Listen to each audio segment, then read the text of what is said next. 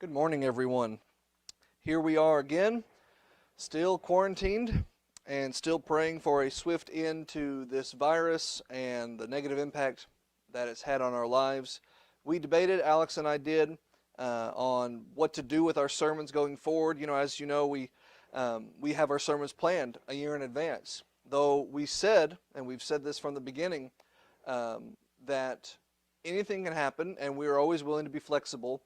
What we meant by that was if there is a major death in the congregation or some, terrible national calamity like the outbreak of a war or someone being assassinated, some major event that requires us to throw out a sermon for an upcoming week and teach what's biblical about how do we handle a situation, then we're prepared to do that. We can be flexible. We did not anticipate that we would have multiple weeks of dealing with the situation, multiple weeks with no necessary end date given to us to know, okay, for 6 weeks or for 4 weeks or for 12 weeks, we're going to be doing this, so we need to change. We don't know. And so we didn't want to just throw out a bunch of sermons that we had planned without any kind of end game in mind. So it may be, you may think it's not appropriate. You may think, hey, they should be talking about the virus. But honestly, we've talked enough about this virus, and we're still writing articles about it. We're still recording special videos that deal with it. It's everywhere. It's all over the news. Can we just, for this worship, talk about something else? Let's go back and remember what our theme this year is about. We are talking about folks fixing our eyes on Jesus, focusing on spiritual things and not on things of the world. And I can't see a way to do that if we're constantly talking about this virus. Of course, our prayers are still with the people dealing with it. We're still talking about it in various other capacities. But let's focus on our yearly theme. The world must continue spinning. Life must go on. And so we're still meeting in a virtual sense. And so we're going to continue speaking on our subject matter that we're focusing on this year, fixing our eyes on Jesus. With that said, we are continuing this morning a series of sermons that we began earlier this year entitled Untangle Yourself. And the idea comes from the key verse of our yearly theme, which is fixing our eyes on Jesus by setting aside the sins that easily hold us back, the sins that easily entangle us, the King James says. So there are many sins that affect us in different ways. And different people are affected by different sins. We're all different people. But there is a sin, if not multiple sins, that tend to affect most people. And one of them is the sin of gossip, or just the sin of not being able to control your tongue. James speaks about the universality of that problem. No man can tame the tongue. And so we tend to find ourselves getting into trouble based on the things that we say, and sometimes the things we don't say. But more often than not, we speak without thinking. We speak without considering our words or the effects our words will have on others. And one of the terrible ways that that particular problem manifests itself is in the sin of gossip. So let's talk about gossip this morning. And if you are insistent that we talk about the virus in some way, well, there is a connection there. Because while people are shut up in their homes and they don't have much to do outside, they tend to get on their phones and they get on social media and they text with their friends and they talk to other people, and invariably people gossip. So there is a relevance to this subject matter this morning. I want to do just a couple of simple things with us in our time together as we talk about gossip and the sin of gossip.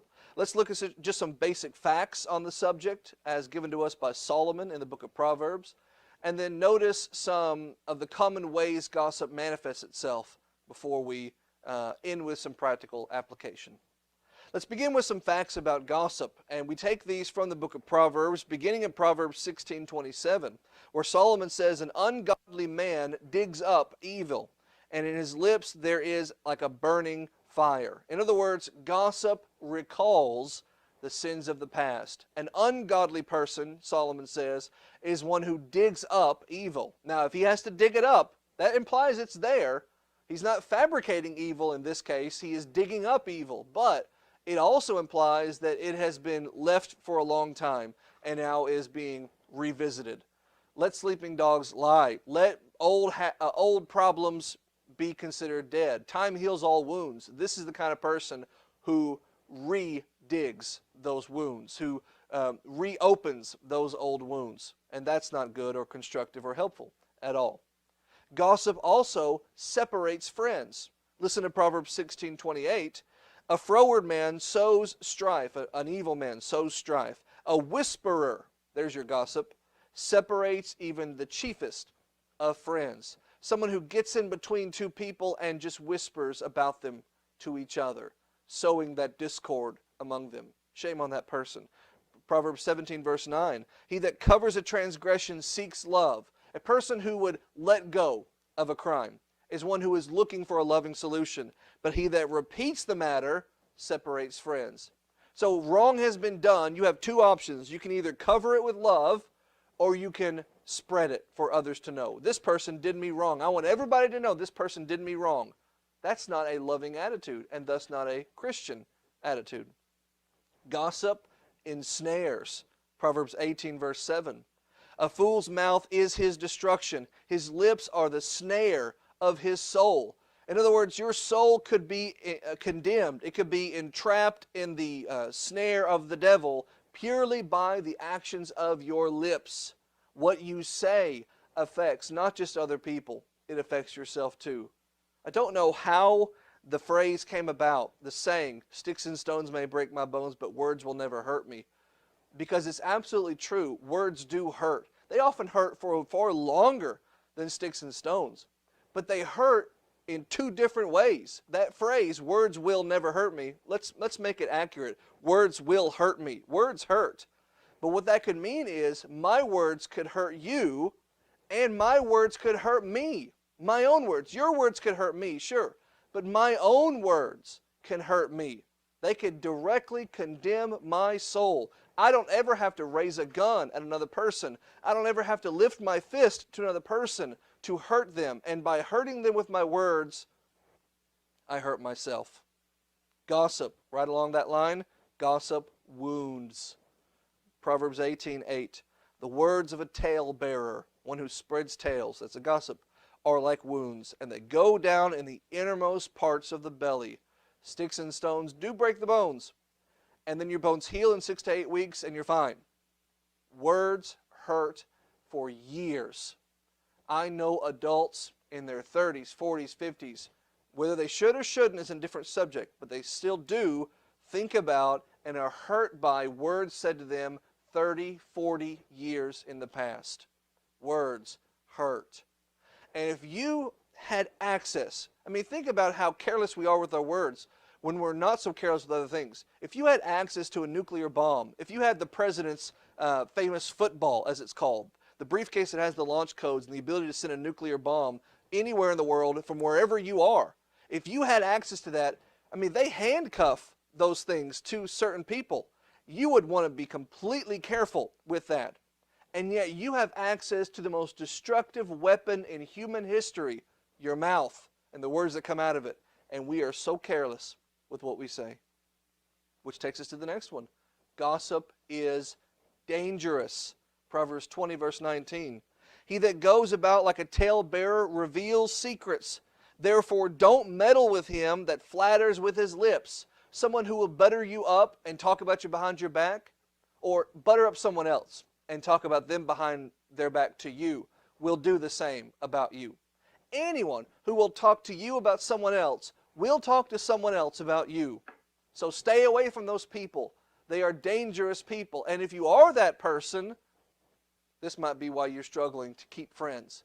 Or you can make a lot of friends, but you struggle to keep them. You make a lot of friends because people are enticed by gossip. It's juicy. We want to hear more. So we get close to that person because they talk about other people. But eventually, your lips destroy you, and you talk about that person, and they separate from you. And so if you're someone who's really good at making friends, but not so good at keeping them, you're probably a gossip. Gossip, the last one on this subject, gossip is the worst. Proverbs 6 verse 19. A false witness that speaks lies, and he that sows discord among brethren. These are in the list of the worst sins that Solomon can imagine. These are the things which God hates list. And among those things which God loathes and despises are people who talk about other people behind their back. It's a whole different sin to talk about them negatively to their face, deconstructive criticism. But just to talk about them behind their back is it's a sin that includes so many other sins. You know, spitefulness and bitterness and contempt and cowardness. There's so many cowardice. There's so many sins built into the sin of gossip. Rightly is it put there alongside murderers and other things that God considers just the worst. So there's your basic overview of gossip. That's point one. Point two, very simple. Let's consider the Twisted Sisters. Not Twisted Sister, not the band. The Twisted Sisters. Let's consider these foul women to stay away from. Who are these foul women? Well, these are the people who spread misinformation. She has her facts wrong, but that doesn't stop her from saying what she thinks she knows. This is where arrogance meets ignorance, you might say. That's a deadly combination. She's arrogant enough to think what she's saying is right, but ignorant enough not to know that it's potentially not right. Doesn't know either way. It could be right. Doesn't make it okay to say, but it could be right. But she doesn't know misinformation, so she spreads it as far as she can. There's also, stay away from this lady, misquotation.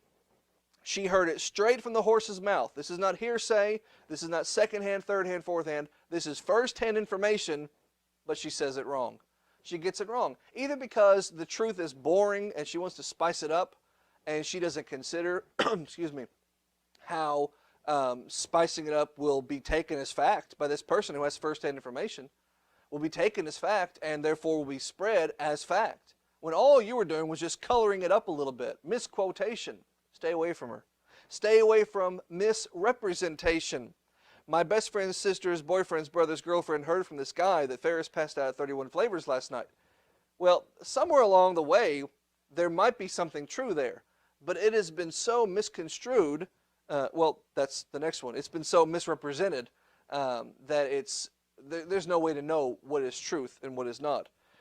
Somewhere in there may be truth, but the odds of this lady having it is slim to none because she's getting it 18th hand. And then there's misconstruction. She knows the truth, but she would rather tell a lie. She knows the truth, and she'll coat that truth in a bunch of fabrication because once you tell the truth is typically very short, and you tell someone the truth, and then that's it. Now you're just reporting the news. But once you've given the news, people tend to turn away. Okay, I've heard the truth, now I'm going to move on. And so you want to keep them coming back to you. Come back to the source. I want you listening to me. So I'm going to keep adding to the truth. I'm going to construct more onto the truth. Listen, did you ever think that we don't really need 24-hour news?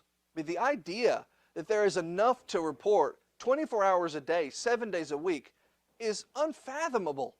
Now, when there is a war, like Nightline, which began, I believe, in response to the first Gulf War, or the Iran hostage situation, that's what it was. Something like that, you have this short-term situation where you need constant updates. And so you have this 24-hour cycle of news for a week, a month, 3 months.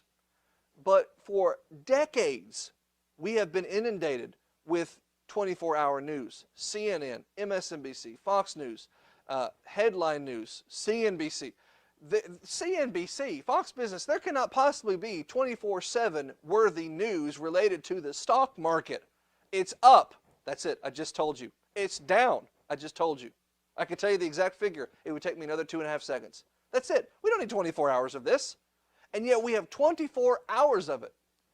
I don't want to be a conspiracy theorist. I'm not trying to peddle a conspiracy. I'm just saying you would have reason to be skeptical that everything you're hearing on any of those stations is 100% accurate. If for no other reason than they're all reporting the same stories in wildly different ways. So somebody's got to be wrong. The truth must be different from somebody. But just the fact that they are constantly having something to say tells me it may not all be true.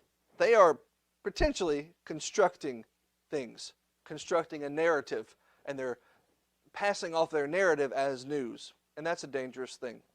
So misconstruction, stay away from her. Also, misinterpretation. She'll tell you what she thinks she heard, but it'll be slanted and biased, as we just mentioned.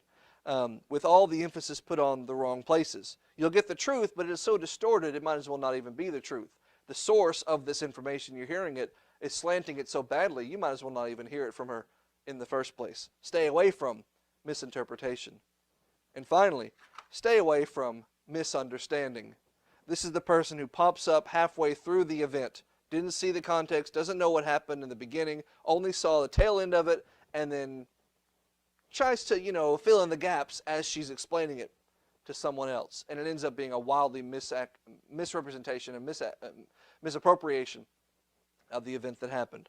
Misunderstanding, stay away from her. Misinterpretation, stay away from her. Misconstruction, stay away. Misrepresentation, misquotation, misinformation. Those are your 6 sinful sisters, your twisted sisters to stay away from. And yet those sisters will call you repeatedly. They will post on social media constantly. They will tell you the latest scoop every day if you let them. Stop letting them. Shut them down and they will fizzle out. Like fire that needs oxygen to burn, smother it. I'm not saying go put a pillow over their face and kill them. I'm saying just smother their ability to spread their misinterpretations of the facts. So, we've done 2 things. I have one more for you. We've looked at how gossip hurts. We've looked at what gossip looks like, how it manifests itself in these various ways. Finally, let's leave with some application. Let's be mindful of our speech. Let's talk about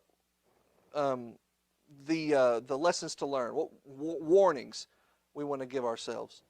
Let's first of all be mindful of whom you speak. Who are you talking about? Is it someone present in the conversation? Is it something bad about the person who was not in the conversation to defend themselves or to explain it from a first-hand perspective? If so, if they're not there, maybe don't say it, because it's probably gossip. Be mindful to whom you speak. Who are you telling this information to? Who are you talking to in this conversation? Is it someone that you tend always to tell secrets to? And whether whoever it's about doesn't matter. This is just the person you go to when you learn something. You're probably a gossip. Is it someone that you think, oh, I've seen this or I've heard this, I cannot wait to tell that person? You're probably a gossip. Or you hear kind of a vague notion of something and you think, I can't wait for that person to call me because they always have the scoop. That person's a gossip. And one day the scoop will be about you and they'll tell everyone else about you.